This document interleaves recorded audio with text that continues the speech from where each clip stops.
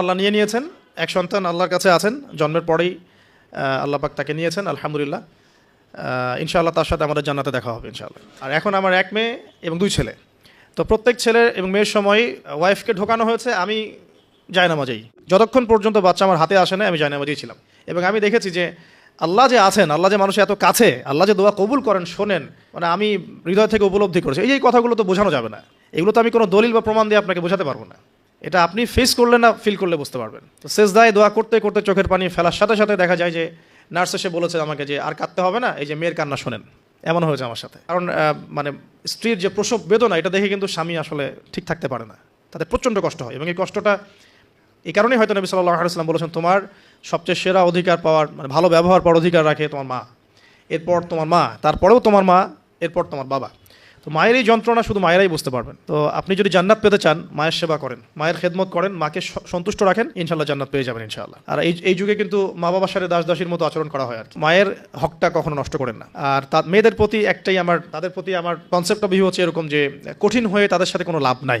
আসলে আদতে আলটিমেটলি কঠিন হয়ে কোনো লাভ নাই। দুই একদিন হয়তো ঝগড়াঝাটি হতে পারে, মনোমালিন্য হতে পারে, কিন্তু কঠিন হয়ে তাদেরকে লাইনে আনা খুব একটা যায় না। নরম হয়ে বুঝিয়ে সুজিয়েই, ভালো ব্যবহার, ভালোবাসা, মহব্বত দিয়েই সম্ভব ওদের মন জয় করা, আদারওয়াইজ সম্ভব না। তো খেয়াল রাখবেন এই বিষয়গুলো। এরপরে আজান হবে, তাহানিক হবে, সপ্তম দিনে গিয়ে আপনি আকিকা করবেন। যদি করতে না পারেন 14 দিনে, যদি তাও করতে না পারেন 21, এভাবে সুযোগ আছে আকিকা করার। তবে সপ্তম দিনে আকিকা করা সুন্নাহ। আকিকাটা কি? এটা হচ্ছে আপনার সন্তানের জানের বদলে একটা জানের উৎসর্গ। ছেলে হলে দুটো খাসি, মেয়ে হলে একটা। কারণ কি, মেয়েদের রোগ প্রতিরোধ ক্ষমতা কিন্তু এমনিই বেশি, ছেলে বাচ্চার রোগ প্রতিরোধ ক্ষমতা কিন্তু কিছুটা কম। এখানে দুটো খাসি উৎসর্গ করা হচ্ছে আল্লাহর কাছে। এখানে মেয়েদেরকে ছোট করা হচ্ছে না। তসলিমা নাসরিন টাইপের মেয়ে থাকলে বলতে পারে যে হ্যাঁ এটা ছোট করা হচ্ছে। এখন আকিকার পর কি মাথা মুন্ডন করা। মাথা মুন্ডন মানে একটা চুল থাকে, চুলটা কষ্ট দেয়, ডক্টরাই বলেন যে এই চুলটা কিন্তু বাচ্চাদেরকে কষ্ট দেয়, এই চুলটাকে কামিয়ে ফেলা। যদি মাথায় কোনো প্রবলেম থাকে, ডক্টর বলে না এখন করার দরকার নাই, সেটা আলাদা ইস্যুস, কিন্তু নর্মালি কামিয়ে ফেলা উচিত। এবং চুলের ওজন করতে হয়, এই চুলের ওজনের সমপরিমাণ রূপা আল্লাহর পথে সাদাকা করতে হয়, এটা সুন্নাহ। তো এটা করবেন। তারপরে আকিকা করলেন, আকিকা আপনি যেভাবে গোশত বন্টন করেন সেভাবে করবেন। বাচ্চা এখন জন্ম হয়েছে, আপনাদের নতুন অধ্যায় শুরু, এই প্যারেন্টিংস আপনার এখন শুরু হচ্ছে। এখন আপনার জন্য প্যারেন্টিংস বইটা আমি সাজেস্ট করছি এবং আমি চিস্ট কিছু বলে দিচ্ছি। দেখুন, আদম আলাইহিস সালামের দুই ছেলের সম্পর্কে প্যারেন্টিংস এর মধ্যে কথা এসেছে। এক নাম্বার হাবিল কাবিলের ঘটনা মনে আছে?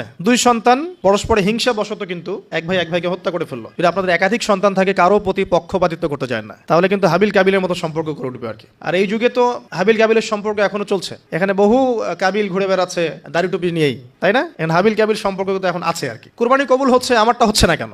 খেদমত হচ্ছে, আমি পারছি না কেন? মানুষ ওখানে ছুটছে, আমার কাছে আসে না কেন? ওই ওয়াজে 2 লাখ লোক হচ্ছে, আমার ওয়াজে হচ্ছে না কেন? হাবিল কাবিল সম্পর্ক তো আছেই আর কি এখন। তো কাবিল কি করবে? হাবিলকে এলিমিনেট করার চেষ্টা করবে, হাবিলকে দুনিয়া থেকে সরাতে হবে, তাহলে সে সফল, তার ধারণা এমন। অথচ এই কাজের ফলে কি হয়েছে? তার আমল নামে সমস্ত খুনের গোনা কিন্তু যাচ্ছে একটা একটা করে। আর সেম জিনিস আমাদের সাথেও হয়েছে, আমাদেরকে এলিমিনেট করার চেষ্টা করা হয়েছিল। আলহামদুলিল্লাহ আল্লাহ রাব্বুল আলামিন সেটা করতে দেন নাই। আল্লাহ পাক সবসময় সত্যের সাথে থাকেন, অনেস্টির সাথে থাকেন। আল্লাহ পাক সবসময় নূর এবং মারিফতওয়ালা মানুষের সাথেই থাকেন। আল্লাহ পাক কখনোই ইবলিস এবং কাবিলের সাথে থাকেন না। আল্লাহ পাক বোঝার তৌফিক দেখ। সামনে যান। নূহ আলাইহিস সালামের জীবনেও কিন্তু প্যারেন্টিংস আছে। দেখেন, এক সন্তান ইসলাম কবুল করছে না। তো এমন হতে পারে যে দীর্ঘদিন আমার একাধিক সন্তান, আমি আমার সর্বোচ্চ পরিশ্রম করছি সন্তানের পিছনে, তাদের ভরণ পোষণ, খাওয়া দাওয়া, এডুকেশন সবকিছু, তারপরেও জীবনের এক পর্যায়ে গিয়ে একজন বিভ্রান্ত হয়ে গেছে। এটা হতে পারে, এটারও সুযোগ আছে। এতে আপনি দোষী হবেন না ইনশাআল্লাহ, কারণ আপনি আপনার চেষ্টাটা অব্যাহত রেখেছিলেন। তো একটা কথা বলতে ভুলে গেলাম যে ওই যখন হাবিল কাবিলের কথা এসেছে, তখন একটা কথা বলতে ভুলে গেছি যে ওই ইউসুফ আলাইহিস সালামের কথা মনে আছে নিশ্চয়ই। ইউসুফ আলাইহিস সালামের বাবার কিন্তু 12 সন্তান। এই যে 11 সন্তান, 11 ভাই যে ইউসুফ আলাইহিস সালামের এগেইনস্টে যে ষড়যন্ত্র করছে, কারণ কি? কারণ বাবা ইউসুফকে খুব বেশি ভালোবাসে, বাবা ইউসুফকে অনেক আদর করে, তার খুব খুব চমৎকার সুন্দর দেখতে। এমন হয় না যে একটা বাচ্চা খুব সুন্দর, বা আপনার বড় মেয়ে আপনি বেশি আদর করেন, একটু বেশি আদর করেন, হ্যাঁ? তো এই জায়গাটা কিন্তু সতর্ক থাকতে হবে যে সন্তান একাধিক হয়ে গেলে আবার হিংসাত্মক মনোভাব গড়ে না ওঠে। এই জন্য ছোটবেলা থেকে শিক্ষা দিতে হবে যে সে তোমার বড় আপু, সে তোমার ভাই, হ্যাঁ? সবাইকে আপনার একটা ইনসাফ প্রতিষ্ঠা করতে হবে। কোরআনে অনেক দলিল আছে। আপনি ইব্রাহিম আলাইহিস সালামের ঘটনা দেখেন যে তার সন্তানকে মানুষ করেছে তার মা হাজরা আলাইহিস সালাম। ইব্রাহিম আলাইহিস সালাম কিন্তু সেখানে রেখে চলে আসছেন, মানুষ করেছে কিন্তু তার মা। তো যে হাজরা আলাইহিস সালাম বলছেন যে ইয়া ইব্রাহিম, হে ইব্রাহিম, আপনি আমাদেরকে কেন এখানে রেখে যাচ্ছেন? তখন ইব্রাহিম আলাইহিস সালাম বলছেন যে আল্লাহর আদেশে। তখন হাজরা আলাইহিস সালাম বলছেন যে যদি আল্লাহর আদেশে আপনি আমাদেরকে এখানে রেখে যান জনমানব শূন্য বিরান একটা জায়গায়, তাহলে ইনশাআল্লাহ আল্লাহ আমাদেরকে ধ্বংস করবেন না। এই যে তাওয়াক্কুল আল্লাহর প্রতি, একজন তাওয়াক্কুল কারিনী মায়ের গর্ভ থেকে জন্ম নিয়েছে ইসমাইল আলাইহিস সালাম। ওই সন্তানকে যখন ইব্রাহিম আলাইহিস সালাম আরো কয়েক বছর পরে এসে বলছেন ইন্নী আরা ফিল মানামি আন্নী আযবাহুকা, আমি স্বপ্নে দেখেছি তোমাকে জবাই করছি, ফানজুর মাযা তারা, তোমার রায় কি আমাকে বলো। ওই সবর কারিনী মায়ের গর্ভ থেকে জন্ম নেয়া, তাওয়াক্কুল কারিনী মায়ের গর্ভ থেকে জন্ম নেয়া সন্তান এবার বলছে ইয়া আবাতি, হে আমার বাবা, ইফআল মা তুমার, আপনি তাই করুন যা আপনাকে আদেশ করা হয়েছে। সাতাজিদুনি, ইনশাআল্লাহ মিনাস সাবিরিন, আমাকে ইনশাআল্লাহ আপনি সবরকারী পাবেন। তো এখানে মায়ের রোলটা দেখেন, মা যেমন হবে সন্তান তেমন হতেই পারে, মা যেমন হয় সন্তান কিন্তু তেমনই হয়, স্বাভাবিক এটা। মা যদি সন্তানকে হৃদ্যতা ভালোবাসা দিয়ে বড় করে, সন্তান দেখবেন বড় হয়ে সবাইকে ভালোবাসে। মা যদি সন্তানকে কনফিডেন্স দেয় যে বাবা তুমি পারবে, জীবন অনেক কিছু করতে পারবে, তোমার মধ্যে এই প্রতিভা আছে, ইনশাআল্লাহ তুমি পারবে, সন্তান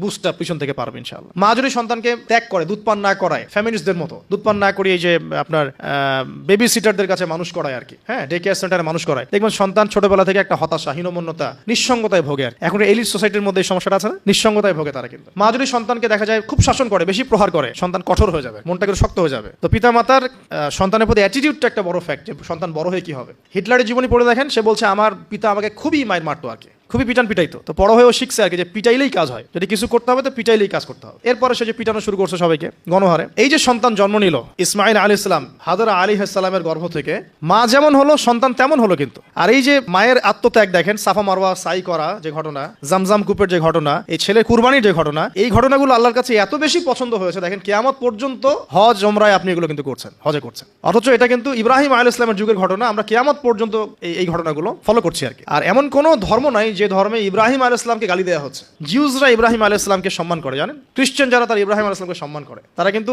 এই পরিবারটাকে সবাই সম্মান করছে আর কি। তো এখানে একটা প্যারেন্টিং আপনার নসিহত আছে। পাশাপাশি আপনি সামনে যাবেন, লোকমান আলাইহিস সালামের ঘটনা পাবেন, এটা সূরা লোকমানের এখানে দেয়া আছে, ওয়ালাকাদ আতাইনা লোকমানের হিকমা আন ইশকুরু লিল্লাহ, এখান থেকে নিয়ে শুরু করে একদম আমি আয়াত নাম্বারটা বলে দেই, আয়াত নাম্বার 12 থেকে নিয়ে আপনার এই যে 19-20 পর্যন্ত এই পুরো আয়াতগুলোর মধ্যে লোকমান আলাইহিস সালামের অনেকগুলো নসিহত আছে। সন্তানকে কাছে বসিয়ে তিনি বলছেন, হে আমার সন্তান, আল্লাহর সাথে কাউকে শরীক করো না, লা তুশরিক বিল্লাহ ইন্নাশ শিরকা লাযুলমুন আযীম, শেখাচ্ছেন।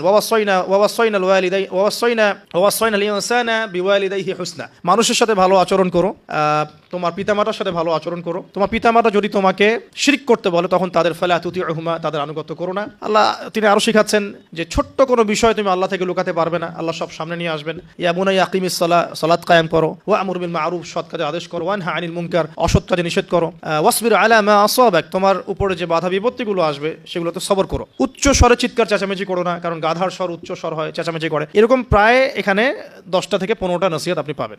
চিস্ট করে বলে দিলাম যে লুকমান আলাইহিস সালাম তার সন্তানকে যা শিক্ষা দিয়েছেন এটা প্যারেন্টিংসের জন্য যথেষ্ট। আপনি সন্তানকে শিক্ষা দিবেন শিরকের শিক্ষা, আপনি আল্লাহকে চিনতে শেখাবেন, রাসূলকে চিনতে শেখাবেন, কোরআনের সাথে সম্পর্ক করে দিবেন, হ্যাঁ, 5 ওয়াক্ত নামাজে অভ্যস্ত করবেন, পাবন্দি করবেন, ইসলামিক পরিবেশ বাসায় বজায় রাখবেন, তালিম হবে, ইসলামিক কালচার রাখবেন। যদি বাচ্চা বিনোদন পছন্দ করে ইসলামিক বিনোদন দিবেন, তাকে সময় দিবেন, তার সাথে কথা বলবেন, তার সাথে গল্প করবেন। তো এখন দেখেন কোরআনে এমন অনেক কিছুই আছে, লোকমান আলাইহিস সালামের কথাই বলেন, আপনি ইব্রাহিম আলাইহিস সালামের কথাই বলেন, আদম আলাইহিস সালাম, নূহ আলাইহিস সালাম থেকে শুরু করে প্রত্যেক নবী রাসূলের জীবনী দেখবেন আপনি প্যারেন্টিংসের একটা খোরাক পাবেন। ইভেন আমাদের নবী মুহাম্মদ সাল্লাল্লাহু আলাইহি ওয়াসাল্লামের ক্ষেত্রে দেখেন। আচ্ছা, এখানে যাওয়ার আগে এখানে আসি যে এই যে ঈসা আলাইহিস সালামের মা মারিয়াম আলাইহিস সালাম, তিনি কি পবিত্র ছিলেন না?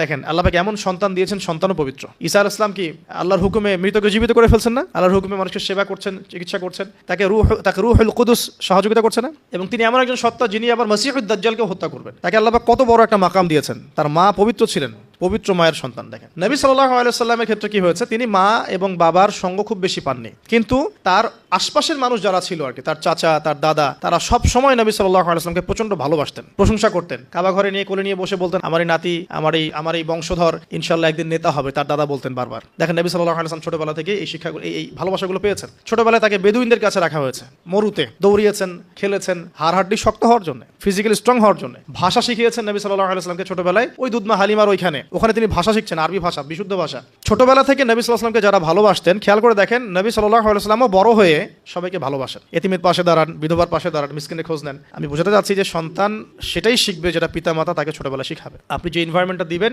সেই এনভায়রনমেন্টেই তার কৈশোর যৌবন করে উঠবে। সাহাবীদের জীবনী দেখেন, তাবিঈন জীবনী দেখেন, সালফে সালেহিনের জীবনী দেখেন, ইমাম বুখারী, ইমাম আবু হানিফা, শাফিঈ, আহমেদ বিন হাম্বল, ইমাম মালিক, তাদের জীবনীগুলো দেখেন। তাদের পিতা মাতার বিশাল সাপোর্ট ছিল তাদের এই জায়গায় আসার পিছনে, ঠিক আছে? তাদেরকে কখনো চিন্তা করতে হয় না এই দুনিয়া নিয়ে, দুনিয়ার পুরো বিষয়গুলো পিতা মাতাই সেট করে দিয়েছেন। তোমরা খালি দিনের জ্ঞান অর্জন করো, দিনের খেদমত করো, ফকিহ হও, মুহাদ্দিস হও, দিনকে এগিয়ে নাও, ওদেরকে টেনশন ফ্রি করে দেন। বাকি পরিশ্রম আমরা করবো ইনশাআল্লাহ, সমস্যা নেই। পরবর্তী প্রজন্মকে ইসলামের জন্য তৈরি করতে হলে আমাদেরকে পরিশ্রম করতে হবে এবং তাদেরকে একটা সিকিউর সাউন্ড মাইন্ড দিতে হবে যে তোমার কাজ এইগুলোই।